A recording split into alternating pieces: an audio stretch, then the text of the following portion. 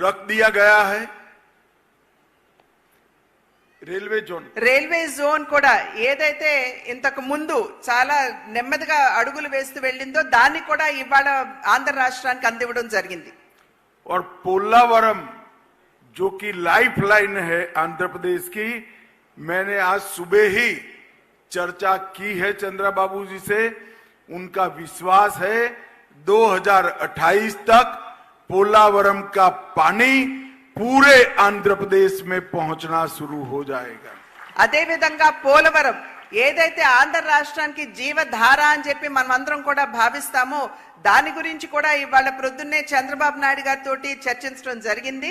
ఇవాళ వారు ఇచ్చినటువంటి అదే విధంగా ఇవాళ సభా మాధ్యమంగా ఇచ్చేటువంటి వాగ్దానం ఏమిటంటే 2028వ నాటికల్లా సంపూర్ణంగా యావత్ ఆంధ్ర రాష్ట్రానికి పోలవరం మాధ్యమంగా నీరు అందుతుందని చెప్పి తెలియజేస్తున్నాము।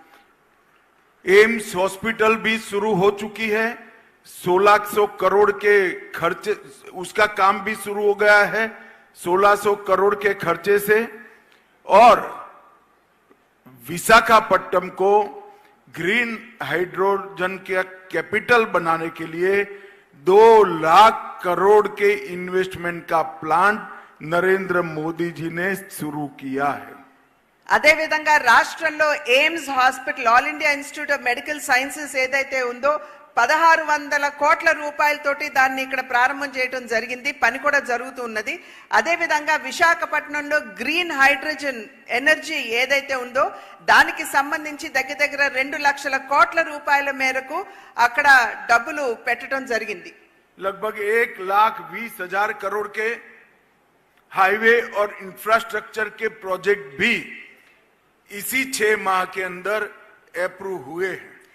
దగ్గర 1,20,000 కోట్ల రూపాయల మేరకు హైవేలు కావచ్చు లేకపోతే ఇతరత్రా కావాల్సినటువంటి మౌలిక సదుపాయాలు కావచ్చు వాటన్నింటికి సంబంధించినటువంటి పనులు ఇప్పుడు ప్రారంభమయ్యాయి ఈ 6 నెలల్లోనే। अंत में मैं इतना ही विश्वास दिलाना चाहता हूं कि केंद्र की नरेंद्र मोदी सरकार और स्वयं हमारे प्रधानमंत्री जी आंध्र के विकास के लिए चंद्रबाबू नायडू के साथ चट्टान की तरह खड़े हैं। అదే విధంగా నేను ఇవాళ చివర్లో ఒక మాట నేను చెప్పదలుచుకున్నాను మీ అందరికీ। కేంద్ర ప్రభుత్వం ఏదైతే ఉందో అదే విధంగా నరేంద్ర మోడీ గారు సైతం ఆంధ్ర రాష్ట్ర అభివృద్ధి కొరకు రాష్ట్ర ముఖ్యమంత్రి వర్యులైనటువంటి చంద్రబాబు నాయుడు గారు వెనక ఇంచుమించుగా ఒక కొండలాగా వారి అండదండలు అందిస్తూ నిలబడి ఉన్నారు అని చెప్పి తెలియజేస్తున్నాను। मित्रों, NIDM की स्थापना तो कब से हुई थी, परंतु 10 साल के अंदर NIDM में महत्वपूर्ण गतिविधि आगे बढ़ाने का काम नरेंद्र मोदी जी के नेतृत्व में हुआ है।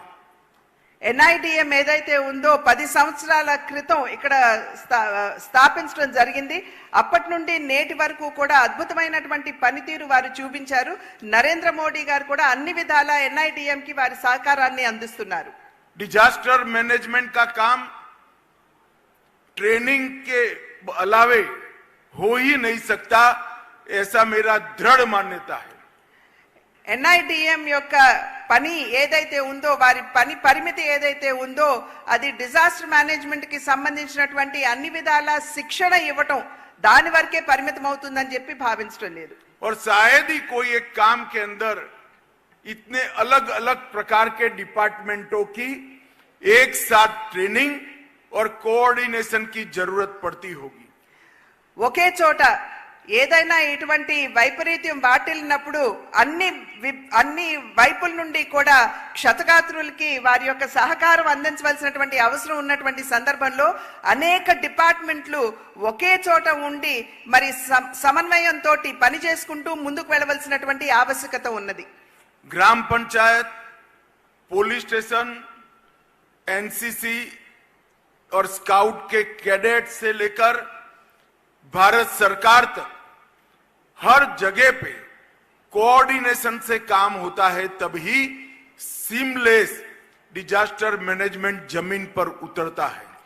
క్షేత్రస్థాయిలో ఉన్నటువంటి గ్రామాల దగ్గర నుండి ఎన్సీసీ క్యాడెట్స్ దగ్గర నుండి చివరికి కేంద్ర ప్రభుత్వం వరకు సమన్వయంతో పనిచేసుకుంటూ ముందుకు వెళ్ళినప్పుడే మనం అక్కడ వాటిల్లినటువంటి ప్రమాదాన్ని వైపరీత్యాన్ని అధిగమించేటువంటి అవకాశం ఉంటుంది.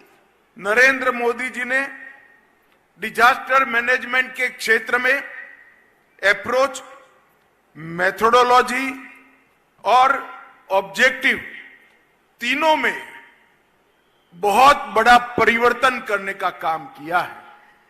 నరేంద్ర మోడీ గారు ఏదైతే ప్రకృతి వైపరీత్యం వాటిల్లినప్పుడు ఆబ్జెక్టివిటీ అంటే లక్ష్యం ఏదైతే ఉందో, అదే విధంగా మెథడాలజీ అంటే మనం చేసేటువంటి పనితీరు, మన కార్యాచరణ ఏదైతే ఉందో, అదే విధంగా ఆబ్జెక్టివ్ అంటే లక్ష్యం ఏదైతే ఉందో, వీటన్నిటినీ కూడా సమన్వయం చేసుకుంటూ ముందుకు వెళ్ళాలి అని చెప్పి వారు గట్టిగా విశ్వసిస్తున్నటువంటి విషయం. पहले जो अप्रोच था, दृष्टिकोण था, वो राहत केंद्रित था. डिजास्टर आ जाने के बाद जिनका नुकसान हुआ है उनको राहत देना.